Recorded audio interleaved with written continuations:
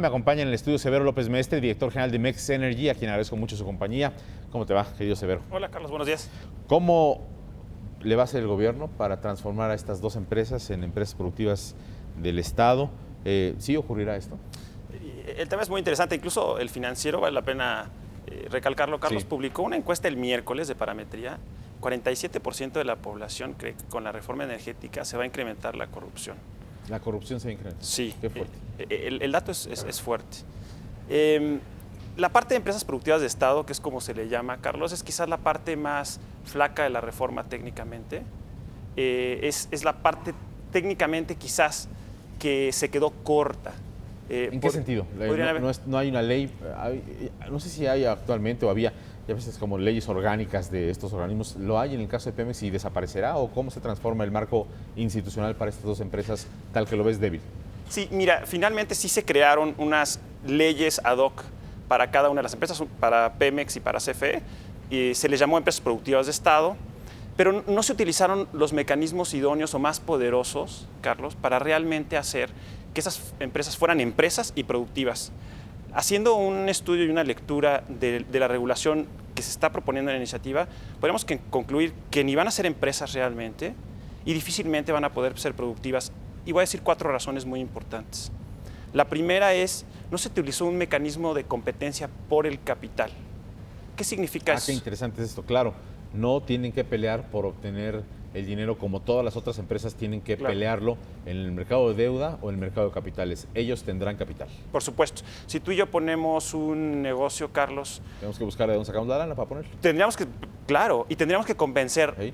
Tenemos que convencer a ese grupo que ponga el dinero que somos buenos administradores, que además les estamos diciendo la verdad, que el flujo de información es real, pero ese mecanismo es muy poderoso, Carlos.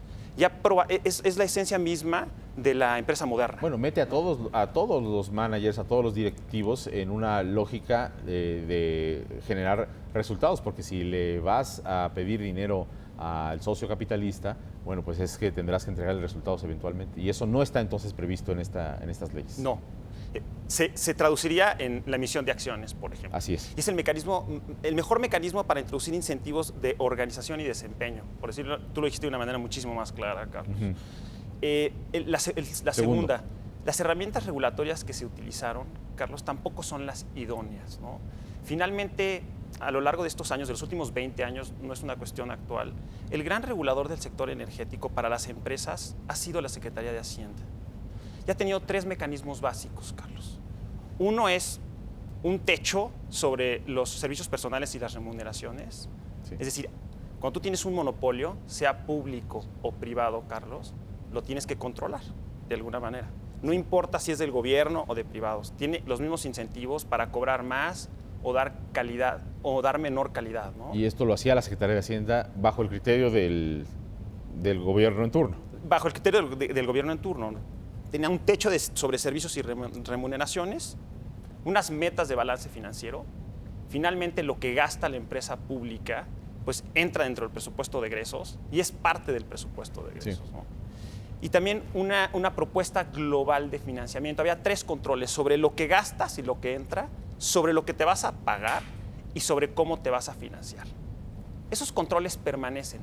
Se hicieron modificaciones. Por ejemplo, pero permanecen bajo la atribución de la Secretaría de Hacienda. Permanecen bajo la atribución de la Secretaría de Hacienda y hay una ganancia quizás de grado en donde antes Hacienda autorizaba cada uno de los proyectos. Sí. Y ahora ya no autoriza cada uno de los proyectos.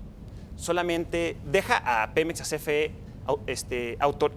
autorizar sus propias inversiones de alguna manera, pero sí tiene un control sobre la calendarización del financiamiento y tiene sobre todo un control sobre no incrementar el costo financiero para el gobierno federal. Se sigue metiendo. Exactamente. Y el tercero y cuarto es que realmente no siguen de fondo las famosas guidelines o lineamientos de la OCDE.